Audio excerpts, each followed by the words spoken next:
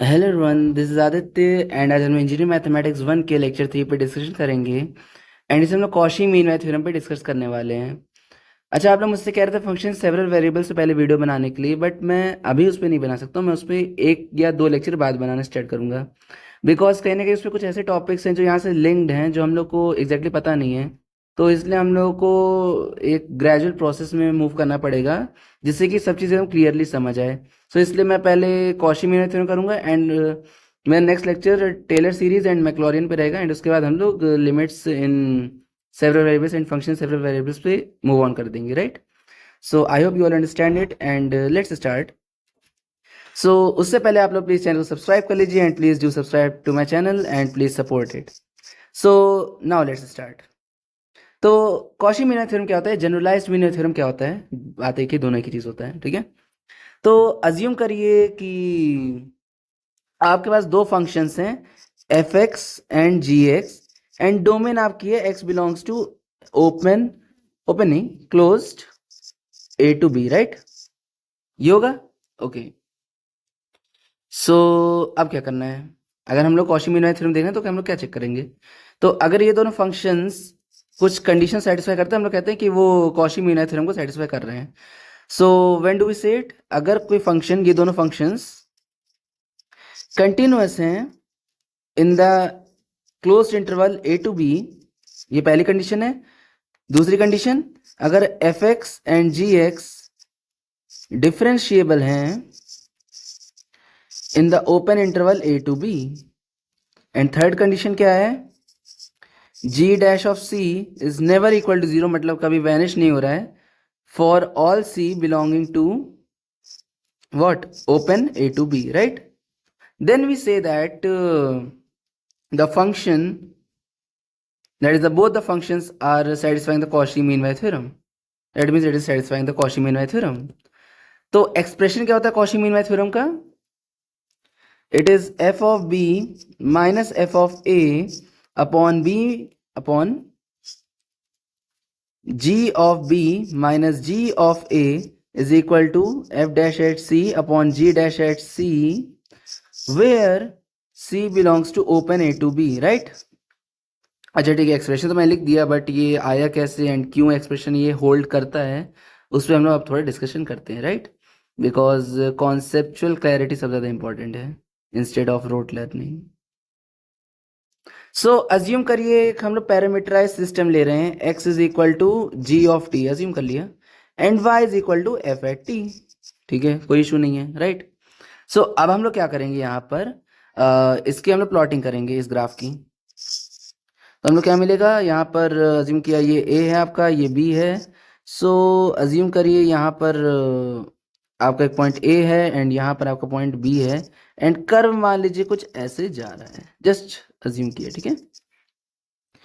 Now let me join these two point so that मैं आगे discussion कर पाऊँ यहाँ से यहाँ तक, right?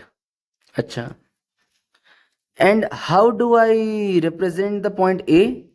A will simply be equal to G at A comma F at A. Can I say it? अरे क्यों नहीं कह सकता भाई? यहाँ पर x की वैल्यू क्या है? G at T है, तो T को A पुट करिए तो G at A मिला, एंड y की जगह F at T है तो वहाँ पे A पुट करिए तो F at A मिलेगा, राइट? सही है। एंड B क्या है? G at B comma F at B, right? So slope of AB क्या है? स्लोप ऑफ ए बी क्या है?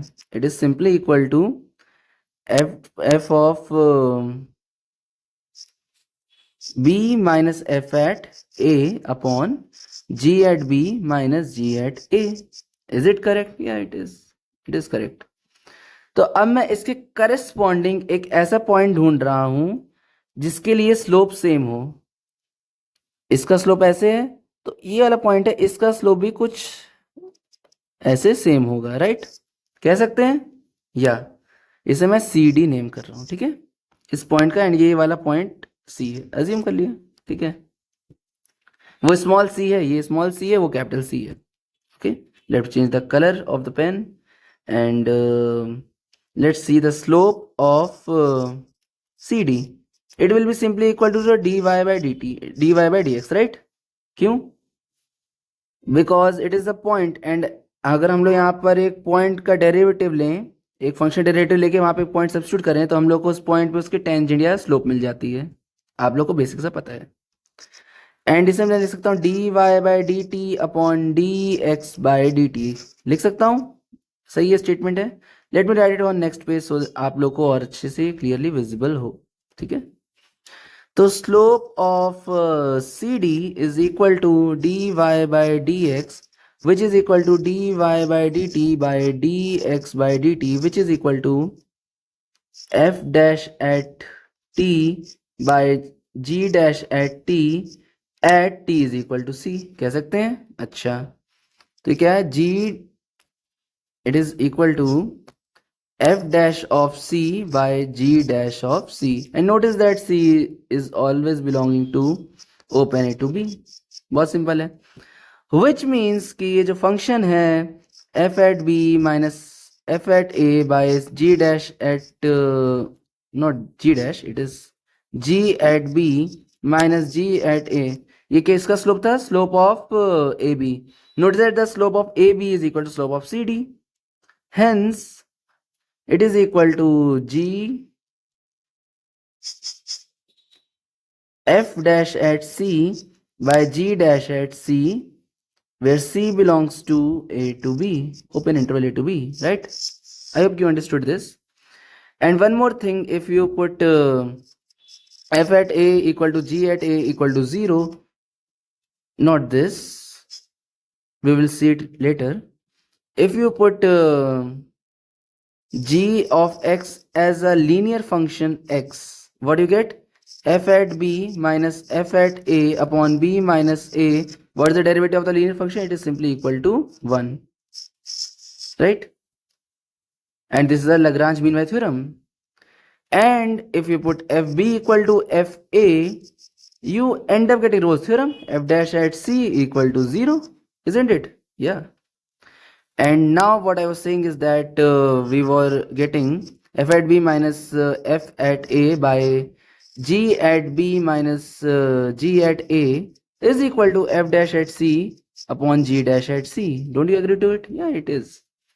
So अगर मैं यहाँ पर b की जगह x लिख दूं and f at a is equal to g at a equal to 0 कह दूं, तो मुझे मिलेगा f at x by g at x is equal to f dash of c by g dash of c, right? कह सकते हैं। अच्छा, and यहीं पर अगर मैं लिमिट लगा दूं, limit as x tends toward some number a positive में भी मैंने कह दिया, f dash at x upon g dash upon g of x is equal to limit as x is equal to, or here you can say it as c tends towards a positive of f dash of c upon g dash of c. You can say it since it is very close, so it don't matter actually.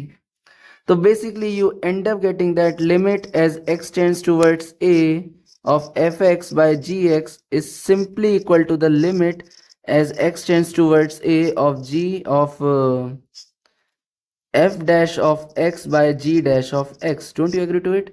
So it means you can continue this process and you get fx by gx is equal to the limit as x tends towards a of f nth derivative at x upon the nth derivative of x of g of x, right? So you have proved this L'Hopital rule also, right? The spelling is different, the pronunciation is also different, right? So you have proved this statement also, and this is the basic idea of the Cauchy mean value theorem. And I hope आप लोग को समझ आएगा lecture, and अगर समझ आए then please do like, share and subscribe, and thanks a lot for watching my video, and please support my channel. Thanks a lot.